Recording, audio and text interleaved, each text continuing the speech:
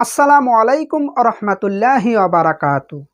মহান আল্লাহ সুবহানাহু ওয়া তাআলা বললেন, ওই ব্যক্তির চাইতে উত্তম কথা কার হতে পারে যে মানুষকে আল্লাহর দিকে আহ্বান করে ও নিজে সৎ কাজ করে এবং বলে যে নিশ্চয় আমি আত্মসমর্পণকারীর অন্তর্ভুক্ত। সূরা হামিম সেজদা আয়াত ৩৩। তোমরা একমাত্র আল্লাহর ইবাদত করো এবং আল্লাহর ইবাদতে কাউকে শরিক করো না। নিশ্চয়ই আল্লাহ শরিক করা গুনাহ কখনোই ক্ষমা করবেন না, তওবা করা ব্যতীত। সূরা নিসা আয়াত ৩৬। মানুষ মাত্রই পাপী, আর পাপীদের মধ্যে তারাই উত্তম। পাপ হয়ে গেলে আল্লাহর নিকট সঙ্গে সঙ্গে তওবা করে। জীবনে অনেক পাপ করেছো, গুনাহ করেছো, কিন্তু আল্লাহর দরবার হতে নৈরাশ হইও না। আল্লাহর কাছে ক্ষমা প্রার্থনা করলে আল্লাহ ক্ষমা করে দিবেন। আল্লাহ দয়াবান ও ক্ষমাশীল। নামাজ আদায় করার পূর্বে যেমন উজু করা জরুরি, ঠিক তেমনি আমল করার পূর্বেই এলেম অর্জন করা জরুরি। আমলের পূর্বে এলেম অর্জন করতে হবে।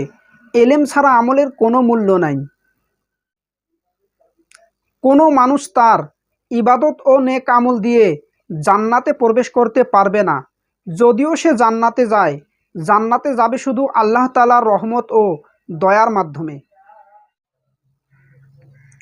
তোমরা শিরকের গুনাহ থেকে বেঁচে থাকো, কারণ শিরক হচ্ছে সবচেয়ে বড় জুলুম। তওবা করা ব্যতীত আল্লাহ কখনোই ক্ষমা করবেন না।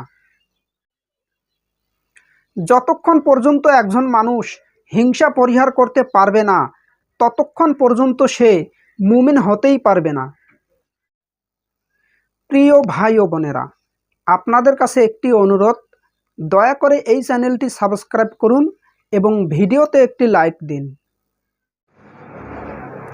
হে আল্লাহ, আমাদের কবিরা গুনাহ এবং সগীরা গুনাহ ক্ষমা করুন, আমিন।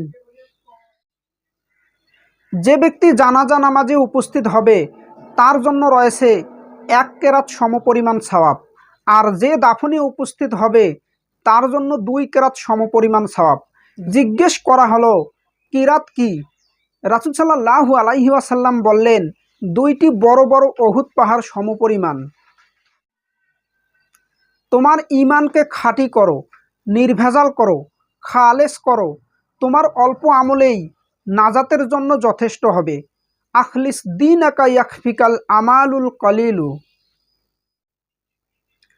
যতক্ষণ পর্যন্ত আপনি শিরিক বুঝতে পারবেন না, ততক্ষণ পর্যন্ত শিরিক থেকে বাঁচতে পারবেন না।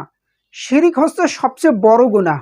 আল্লাহ যেন শিরিক বুঝা এবং শিরিক থেকে বাঁচার তৌফিক দান করুন, আমিন। তোমরা তাদের মতো হইও না যারা আল্লাহকে ভুলে গেছে এবং দুনিয়া নিয়ে ব্যস্ত আছে।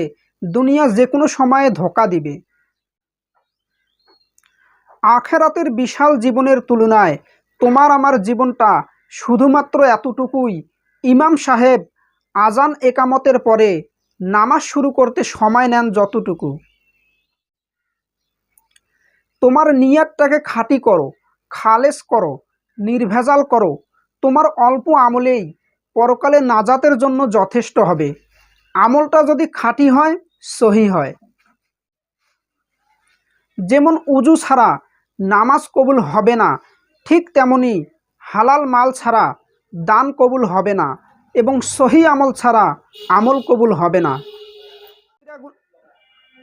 হে আল্লাহ, আমাদেরকে ইসলাম বুঝা এবং মানা সহজ করে দিন, আমিন।